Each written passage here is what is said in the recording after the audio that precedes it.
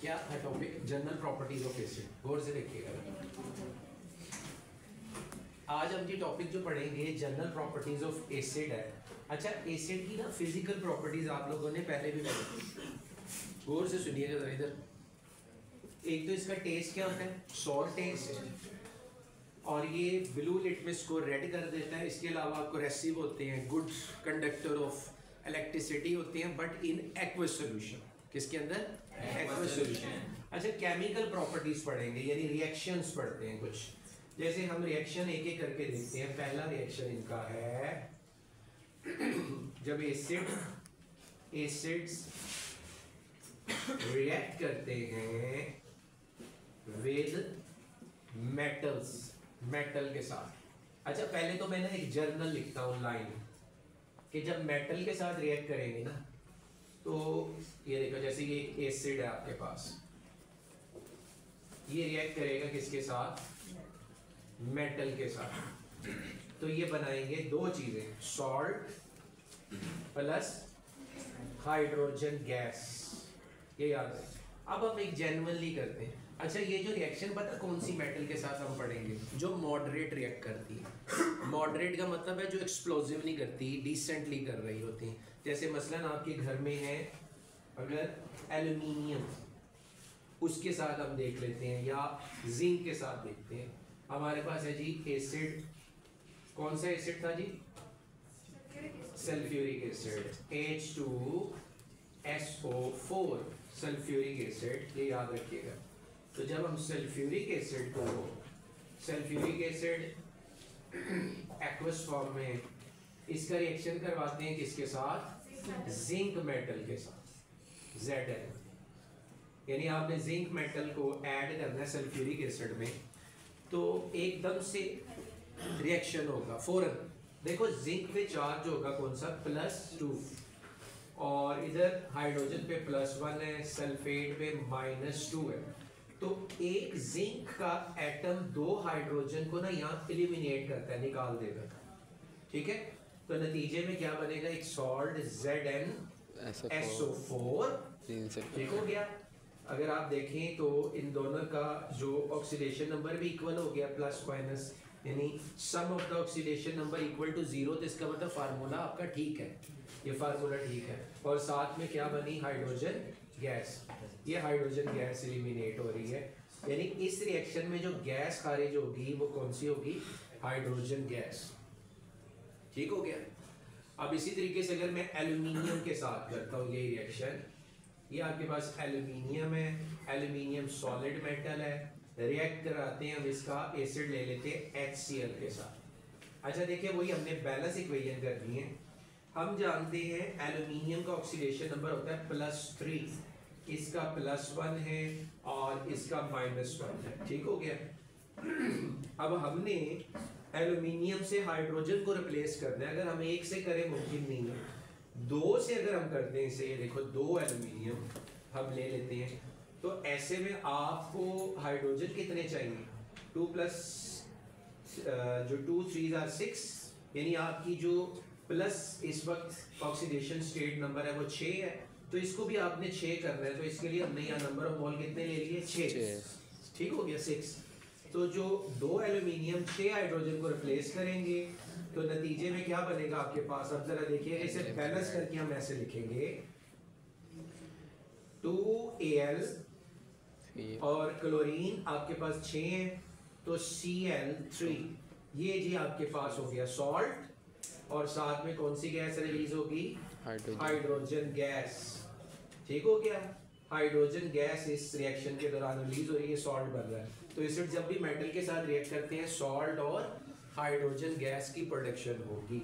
अच्छा जी, दूसरा रिएक्शन जो हमारे पास है वो है एसिड जब रिएक्ट करते हैं विद कार्बोनेट। अच्छा, कार्बोनेट को कहते हैं CO3 और बाई कार्बोनेट को कहते हैं HCO3। तो क्या बनेगा? मैं पहले सिंपल करके लिखता हूं। एसिड अगर रिएक्ट करते हैं कार्बोनेट के साथ और बाई कार्बोनेट के साथ, बेटा ये तीन चीजें बनेंगी प्रोडक्ट। एक सॉल्ट, वाटर फार्मूला लिख रहा हूं, और तीसरी कार्बन डाइऑक्साइड। क्या चीज? Carbon dioxide. हम एक रिएक्शन करते हैं जी, रिएक्शन है हमारे पास, जरा देखिएगा। जैसे हमारे पास एसिड कौन सा है? हाइड्रोक्लोरिक एसिड है, और हमने कार्बोनेट में एग्जांपल ले ली है कैल्शियम कार्बोनेट की। तो कैल्शियम कार्बोनेट को हमने रिएक्ट करवाया, ठीक है जी, किसके साथ? HCl के साथ। अच्छा, इसे बैलेंस हमने करना है। सबसे पहले ये देखो, इसकी वैलेंसी होगी +2, ये हो गया कि आपके पास -2 +1 -1। अब एक कैल्शियम 2 हाइड्रोजन को यहां से क्या करेगा? रिप्लेस करेगा। तो नतीजे में हमारे पास क्या बनेगा? स्टूडेंट जरा देखिएगा, कैल्शियम क्लोराइड सॉल्ट बन गया, ठीक हो गया। अच्छा, पीछे ये जो हाइड्रोजन है, 2 हाइड्रोजन है, ये यहां से एक ऑक्सीजन एलिमिनेट हम करेंगे, उसके साथ रिएक्ट करेंगे ये 2 हाइड्रोजन, तो नतीजे में क्या बना? H2O। अच्छा, जब हाइड्रोजन यहां से एक ऑक्सीजन निकलेगी तो एकदम से कौन सी गैस रिलीज होगी? Carbon dioxide, CO2 gas. तो ये CO2 गैस रिलीज हो रही है इस रिएक्शन के दौरान। ये भी एक्सप्लोसिव रिएक्शन ही है। जैसे घर में भी आप ये कर सकते हैं। यही रिएक्शन किसके साथ है जी? सोडियम बाइकार्बोनेट के साथ। एसिड अगर हम लेते हैं, क्या सेम सल्फ्यूरिक एसिड कैरी कर लेते हैं, H2SO4 सल्फ्यूरिक एसिड। रिएक्शन कराते हैं इसका बेकिंग सोडा, घर में बेकिंग सोडा होगा। ये बैटरी वाला एसिड है, सल्फ्यूरिक एसिड घर में जो बैटरीज है ना उनके अंदर होता है। तो ये देखिए जरा, जब हम इसे बेकिंग सोडा को सल्फ्यूरिक एसिड में ऐड करते हैं, अच्छा यहाँ पर ये है +1 +1 -2 -2 +1, होगा ये कि ये एक सोडियम ने यहाँ 2 हाइड्रोजन को एलिमिनेट करना है, तो हमें फिर एक सोडियम एक हाइड्रोजन को एलिमिनेट करेगा, तो हमें 2 चाहिए क्योंकि हाइड्रोजन 2 है। तो यहाँ बैलेंस करने के लिए हम क्या लिखेंगे? 2। ये देखिए 2, तो 2 सोडियम 2 हाइड्रोजन को एलिमिनेट करेंगे तो नतीजे में बनेगा क्या? Na2SO4। अब ये जो 2 हाइड्रोजन है, ये याद रखिएगा, 2 ये हाइड्रोजन और 2 ये हाइड्रोजन, 4 हो गए। यहां से 2 ऑक्सीजन के साथ मिलकर पानी के कितने मॉलिक्यूल बना देंगे? 2। और पीछे बची क्या आपके पास? CO2 के कितने मॉलिक्यूल? 2। 2 मोल यानी या 2 मॉलिक्यूल कार्बन डाइऑक्साइड के इस दौरान में रिलीज होंगे। ये रिएक्शन भी काफी जल्दी होगा। आप एक्सप्लोसिव तो नहीं कहोगे, लेकिन ये कहोगे कि मॉडरेटली फौरन हो जाएगा, ठीक हो गया। तो इसको भी हम यहाँ पर बैलेंस कर लेते हैं। ले जी, इज इट क्लियर? अच्छा जी, नेक्स्ट हमारे पास जो रिएक्शन है, जस्ट देखो, रिएक्शन है विद बेस। बड़ा फेमिलियर रिएक्शन, इसे न्यूट्रलाइजेशन हम कहते हैं। नेक्स्ट रिएक्शन है, इधर देखिए, इंपॉर्टेंट है भाई, बोर्ड पॉइंट ऑफ व्यू से ये सवाल। एसिड जब भी रिएक्ट करेगा विद बेस, तो इस अमल को हम क्या कहते हैं? Neutralization reaction. क्या कहेंगे? न्यूट्रलाइजेशन रिएक्शन, यानी एसिड के हाइड्राइड और बेस के हाइड्रोक्साइड आपस में मिल जाएंगे और नतीजे में क्या बनेगा? सॉल्ट एंड वाटर रिएक्शन हम करते हैं, सिंपल रिएक्शन करते हैं। HCl एक्वस सॉल्यूशन और NaOH इन एक्वस सॉल्यूशन आपस में रिएक्ट करेंगे। और मैंने जैसे अभी बताया कि हाइड्राइड और हाइड्रोक्साइड आपस में मिलकर क्या बना रहे हैं? Water plus NaCl। तो इस रिएक्शन के दौरान सॉल्ट एंड वाटर बनेगा। ये आपके पास जी गुड एग्जांपल, इसकी सिंपल एक एग्जांपल आप दे सकते हैं। अच्छा जी, एक और रिएक्शन है हमारे पास सल्फाइड का।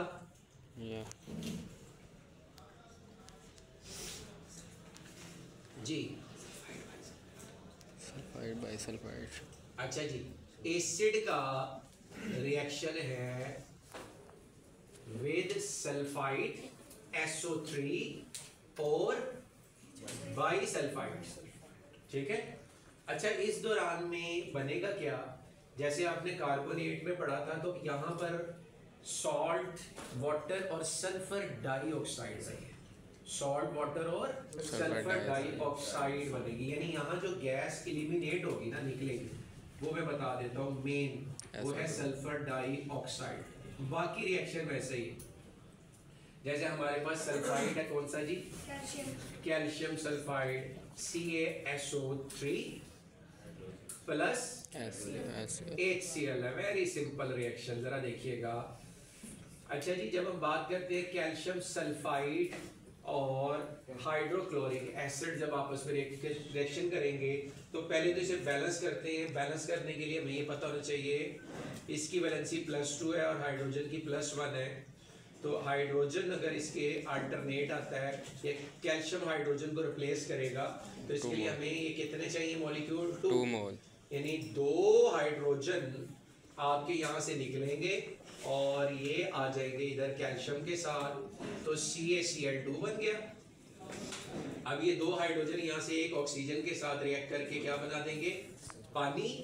अच्छा देखो, जो ही पानी बनेगा तो ये SO3 चेंज हो जाएगी किसमें, SO2 सल्फर डाइऑक्साइड गैस में, ये याद रखिएगा। और यही रिएक्शन अगर हम बाइसल्फाइड में करें तो हमारे पास एग्जांपल है सोडियम बाइसल्फाइड की, NaHSO3 react with HCl, again HCl ही है, ये देखिएगा जरा। अच्छा स्टूडेंट्स, जरा रिएक्शन को समझना है आपने। यहाँ पर इस केस में हमारे पास सिंपली बैलेंस करने की जरूरत नहीं है, रिएक्टेंट ऑलरेडी बैलेंस है। तो सोडियम क्लोराइड बनेगा NaCl, partial positive and partial negative, और दूसरी तरफ ये 2H एक O के साथ मिलकर क्या बना देंगे, H2O plus SO2 sulphur dioxide gas. ठीक हो गया।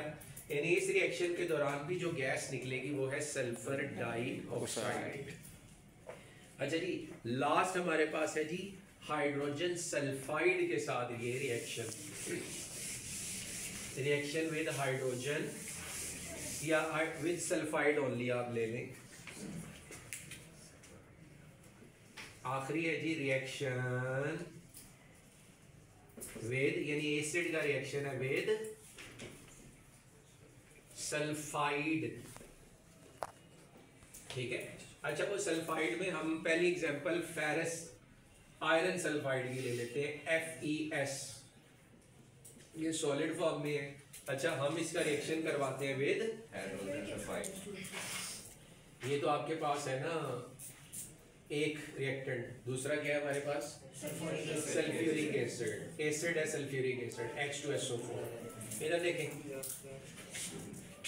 इस रिएक्शन के दौरान क्या होगा, हाइड्रोजन सल्फाइड गैस, याद रखिएगा इसकी पहचान है कि गैस रिलीज होती है और ये बड़ी इरिटेटिंग सी होती है, बदबूदार सी गैस है।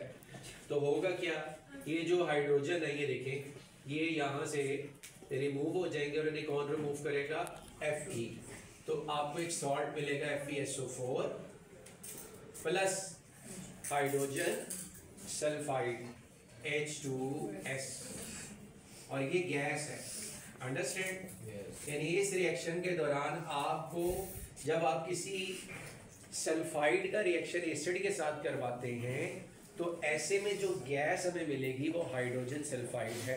अच्छा देखें, ओवरऑल जो हमने रिएक्शन किए, इन रिएक्शन में जो कॉमन चीज़ थी, सॉल्ट बन रहे हैं स्पेशली, और जो सॉल्ट बन रहे हैं, एसिड मोस्टली जब भी किसी मेटल करैक्टर के साथ रिएक्ट करते हैं तो क्या बनते हैं, सॉल्ट। चाहे वो मेटल करैक्टर आपके पास प्योर मेटल था, चाहे वो मेटल बेस की सूरत में था, चाहे वो मेटल कार्बोनेट की सूरत में था। देखो कार्बोनेट में भी तो मेटल थी, कैल्शियम कार्बोनेट, Ca मेटल है।